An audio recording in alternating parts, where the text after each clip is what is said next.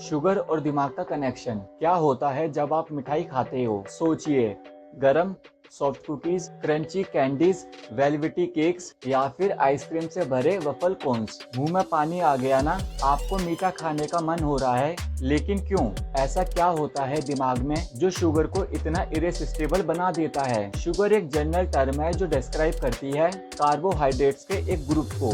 ये अलग अलग तरह के खाने और ड्रिंक्स में मिलती है। जब आप किसी भी स्वीट प्रोडक्ट का लेबल चेक करते हो तो आपको ये नाम दिखेंगे: glucose, fructose, sucrose, maltose, lactose, dextrose, starch, high fructose corn syrup, fruit juice, raw sugar और हनी भी शुगर ही है। सिर्फ कैंडीज और डेजर्ट्स ही नहीं, शुगर तो tomato sauce, flavoured yogurt, dried fruits, flavoured water और ग्रेनोला बार्स में भी होती है। जब शुगर आपकी जीभ पे लगती है तो सबसे पहले एक्टिवेट होते हैं आपके स्वीट टेस्ट रिसेप्टर्स, जो आपके जीभ के टेस्ट बड्स का पार्ट होते हैं। ये रिसेप्टर्स एक सिग्नल भेजते हैं ब्रेन स्टेम तक। वहाँ से सिग्नल चला जाता है फोर ब्रेन के अलग अलग एरियाज में। एक स्पेसिफिक एरिया होता है सेरेब्रल कॉर्टेक्स, जहाँ अलग अलग टेस्ट प्रोसेस होते हैं: बिटर, सॉल्टी, उमामी और हमारे केस में स्वीट। यहाँ से सिग्नल एक्टिवेट करता है ब्रेन का रिवॉर्ड सिस्टम। ये सिस्टम में इलेक्ट्रिकल और केमिकल पाथवेज का एक कॉम्प्लेक्स नेटवर्क जो दिमाग के कई रीजन्स में स्प्रेड होता है। लेकिन इसका मेन काम है सिर्फ एक छुपा हुआ सबकॉन्शियस सवाल का जवाब देना: क्या मुझे ये दोबारा करना चाहिए? यानी जब आप शुगर खाते हो तो आपका दिमाग कहता है ये तो मजा आ गया और चाहिए। इसलिए शुगर इतनी एडिक्टिव लगती है और एक बार खाने के बाद उसकी क्रेविंग बढ़ती चली जाती है। जब आप दादी माँ का बनाया हुआ चॉकलेट केक खाते हो, जो वो वार्म और हैप्पी फीलिंग आती है ना, वो आपका रिवॉर्ड सिस्टम कह रहा होता है ये तो कमाल है। और ये सिस्टम सिर्फ खाने से ही एक्टिवेट नहीं होता। सोशलाइजिंग, सेक्सुअल बिहेवियर और ड्रग्स जैसे एक्सपीरियंस भी रिवॉर्ड सिस्टम को एक्टिवेट करते हैं। अगर ये रिवॉर्ड सिस्टम बार बार ओवर एक्टिवेट हो तो एक नेगेटिव साइकिल स्टार्ट हो जाती है, कंट्रोल खत्म हो जाता है, क्रेविंग बढ़ जाती है और आपकी टॉलरेंस शुगर के लिए भी बढ़ जाती है। वापस चलते हैं उस सीरियल के एक बाइट पर। वो जाता है आपके पेट में, फिर गट तक, और गैस करो क्या,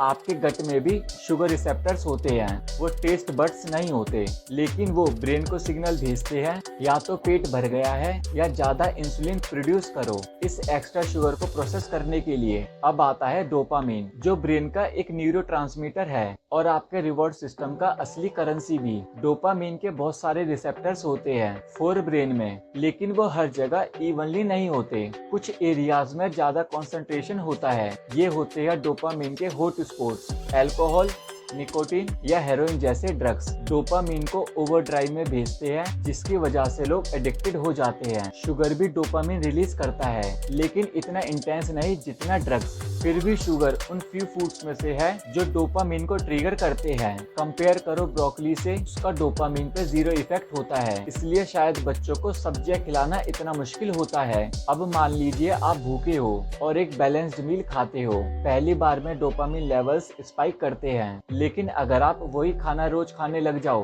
तो dopamine day by day come release होता है और इवेंचुअली लेवल ऑफ हो जाता है। क्यों? क्योंकि हमारा ब्रेन इवॉल्व्ड हुआ है नए या अलग टेस्ट को रिकॉग्नाइज करने के लिए। 2 वजह: बासी या खराब खाना पहचान सके और हमें डाइट में वैरायटी मिले ताकि बॉडी को सब न्यूट्रिएंट्स मिल सके। इसलिए ब्रेन नए खाने पे ज्यादा डोपामिन रिलीज करता है और रिपीट फूड बोरिंग लगने लगता है। अब वापस चलते हैं उस मील पे। अगर आप हेल्दी बैलेंस्ड डिश की बजाय ज्यादा शुगरी फूड्स खा लेते हो तो क्या होता है? अगर आप कभी कभी शुगर खाते हो या बहुत कम क्वांटिटी में लेते हो तो उसका इफेक्ट वैसे ही होता है जैसे एक बैलेंस्ड मील का। लेकिन अगर आप बहुत ज्यादा शुगर लेते हो तो डोपामिन का रिस्पॉन्स कभी लेवल आउट नहीं होता। मतलब आप जितनी बार शुगर खाओगे उतनी बार वो रिवॉर्डिंग लगता रहेगा। इस तरीके से शुगर एक ड्रग की तरह बिहेव करता है और इसी वजह से लोग शुगरी फूड्स के लिए हुक्ड हो जाते हैं। सोचो जरा, जितने भी डिफरेंट टाइप्स के शुगर्स हमने पहले मेंशन किए, चाहे ग्लूकोज हो या हनी या हाई फ्रक्टोज कॉर्न सिरप, हर बार जब आप शुगर कंज्यूम करते हो ब्रेन में एक डोमिनो इफेक्ट स्टार्ट होता है जो एक रिवॉर्डिंग फीलिंग ट्रिगर करता है। अगर आप बहुत ज्यादा और बार बार शुगर लेते हो तो ये रिवॉर्ड सिस्टम ओवरड्राइव में चला जाता है। तो हाँ, ज्यादा शुगर लेना आपके ब्रेन पे एडिक्टिव इफेक्ट डाल सकता है, लेकिन टेंशन मत लो। अगर आप कभी कभी एक स्लाइस केक खा लेते हो या कोई मिठाई एंजॉय करते हो तो कोई प्रॉब्लम नहीं है। Balance is the key. Reward system को समझना इम्पोर्टेंट है ताकि आप हेल्दी चॉइसेस कॉन्शियसली ले सको।